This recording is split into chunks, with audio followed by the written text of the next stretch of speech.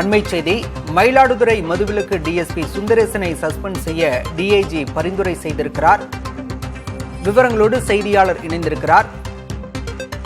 மோகன், தற்போது டிஎஸ்பியை பரிந்துரை செய்திருக்கிறார்.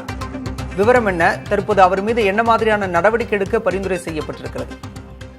பாலா, மயிலாடுதுறை மாவட்ட மதுவிலக்கு அமலாக்க பிரிவு டிஎஸ்பியாக இருப்பவர் சுந்தரேசன். இவர் நேற்று காலை தனது அரசு வாகனம் மீண்டும் காவல்துறையால் எடுக்கப்பட்டு விட்டதாக கூறி தனது வீட்டிலிருந்து அலுவலகம் வரை 1 கிலோமீட்டர் தூரம் நடந்து சென்றார். இது குறித்த செய்தி ஊடகங்களில் வெளியானது. இந்த நிலையில் இது மிகப்பெரிய பேசுபொருளாக மாறியது.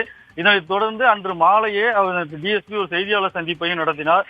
அப்பொழுது தனக்கு உயர் அதிகாரிகள் தொடர்ந்து பல்வேறு விதங்களில் அழுத்தம் கொடுப்பதாகவும், வளைந்து நெளிந்து செல்ல வேண்டும் என தன்னை நிர்பந்திப்பதாகவும் உயர் அதிகாரிகள் மீது பல்வேறு குற்றச்சாட்டுகளை முன்வைத்தார். அதனைத் தொடர்ந்து தகவல் அறிந்த மாவட்ட காவல் கண்காணிப்பாளர் ஜி ஸ்டாலின் செய்தியாளர்களை சந்தித்தார். அப்பொழுது டிஎஸ்பிக்கு வழங்கப்பட்ட வாகனம் பாதுகாப்புக்காக பெறப்பட்டது. மீண்டும் அந்த வாகனம் அவருக்கு வழங்கப்பட்டது. அதே சமயம் இடைப்பட்ட நாட்களுக்கு மாற்று வாகனமும் அவருக்கு வழங்கப்பட்டிருந்தது.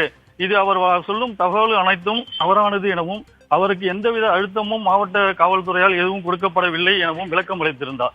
இந்த நிலையில் தற்பொழுது இன்று காலை முதல் தஞ்சை சரங்க டிஐஜி ஜியாவுல் ஹக் மயிலாடுதுறையில் முகாமிட்டு இந்த சம்பவம் தொடர்பாக அனைத்து தரப்பு காவல்துறை அதிகாரிகளிடமும் விசாரணை மேற்கொண்டு வந்து கொண்டிருக்கிறார். அந்த விசாரணை அடிப்படையில் தான் தற்பொழுது இந்த காவல்துறை மதுவிலக்கு அமலாக்கத்துறை டிஎஸ்பி சுந்தரேசனை தற்காலிக பணிநீக்கம் செய்வதற்கான அறிக்கை தாக்கல் செய்யப்பட்டுள்ளது. பாலா, விவரங்களுக்கு நன்றி மோகன்.